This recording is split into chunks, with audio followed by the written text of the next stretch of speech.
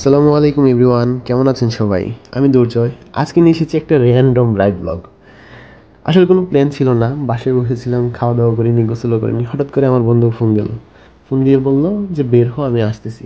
আমি কোনো কারণ জিজ্ঞেস করার আগেই সে কল কেটে দিল। তারপর 5 মিনিট পর আমার বাসার সামনে এসে হাজির। কোনো কিছু বলার আগেই আমি তার বাইকে উঠে পড়লাম।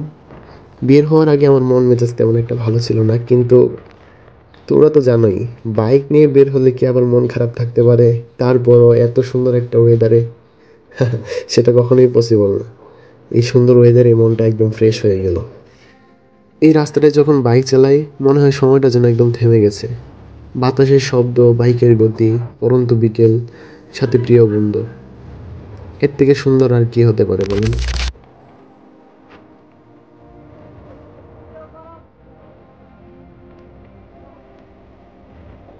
অনেকেই মনে করে ব্লগ মানে একটা ফ্যান্সি লোকেশনে যাওয়া, কিন্তু আমার কাছে মনে হয় ব্লগ মানে মোমেন্ট ক্যাপচার করা।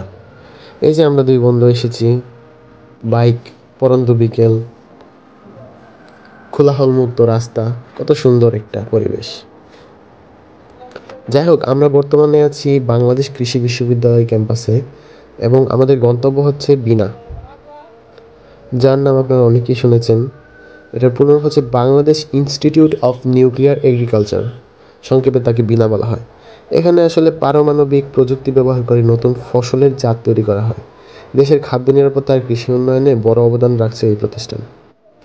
বিনার উদ্দেশ্য হলো কৃষিতে প্রযুক্তি উন্নয়ন, নতুন ফসলের শ্রেণী তৈরি, জমি জল রোপণ ব্যবস্থা উন্নত করা ও কৃষি উৎপাদন বাড়ানো আর কি।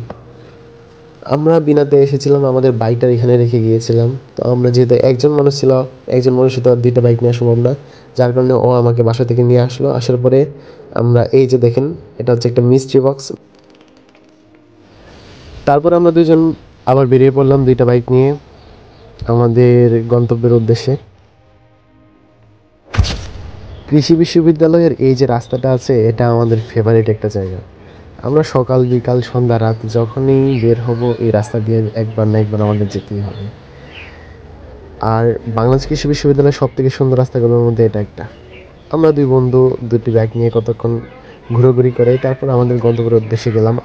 বাংলাদেশ কৃষি বিশ্ববিদ্যালয়ের টিএসসি এর সামনে দিয়ে যে রাস্তাটা, এটা সবসময় ফাঁকা থাকে, ভালোই লাগে ঘুরঘুর করতে, একদম অমায়িক একটা ভাব। এই যে দেখেন, এটা হচ্ছে টিএসসি। তাহলে বন্ধুরা, আজকের এই ছোট রাইড ব্লগ এখানেই শেষ করি। আশা করি তোমাদের ভালো লেগেছে। ভালো লাগলে লাইক দিও, কমেন্ট করে জানিও কেমন লেগেছে, আর সাবস্ক্রাইব করতে ভুলো না কিন্তু। দেখা হবে পরের ব্লগে ইনশাল্লাহ। Ride safe, stay happy. This is Durjoy Singh you off. আল্লাহ হাফেজ।